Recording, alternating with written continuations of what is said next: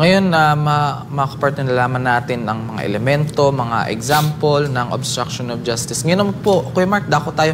Ano ba yung penalty sa obstruction of justice? Ang penalty, for example, may demanda. Nag-submit ka ng dokumentong peke or kasinungalingan. So, klaro yan na perjury. Diba? Perjury yan.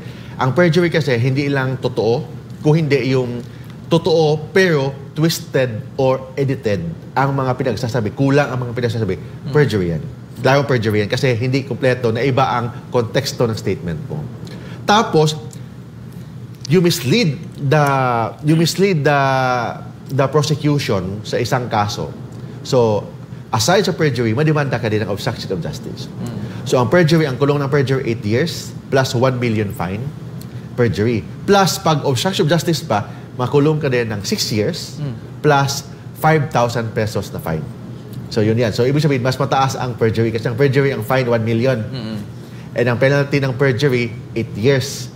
Ito naman, ang obstruction of justice, ang maximum penalty is 6 years and 5,000 pesos na fine. Kung halimbawa, Kuya Mark, sabay silang, sabay sila, ma-add yung mga years ng makukulong? Ganun ba? Sabay-sabay yun. Example, perjury, 5 counts. So, magkano ang 5 counts? For example, 8 years. 40 years na imprisonment na yan.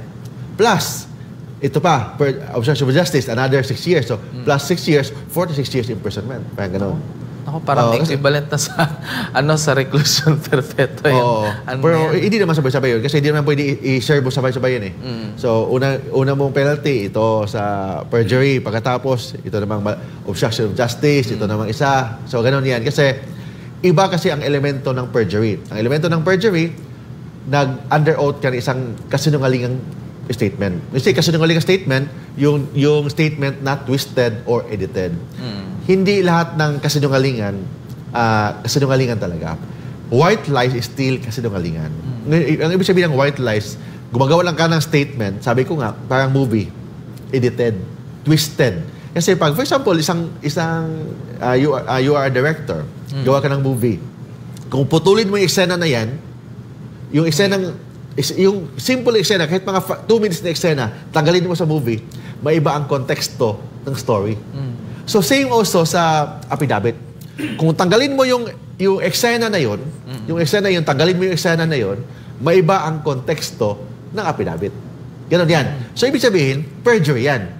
Tapos, you mislead the investigators or the prosecutors ni-mislead mo ang prosecutors, ni-mislead mo ang investigators. Pag ganun ang mangyari, obstruction of justice yan.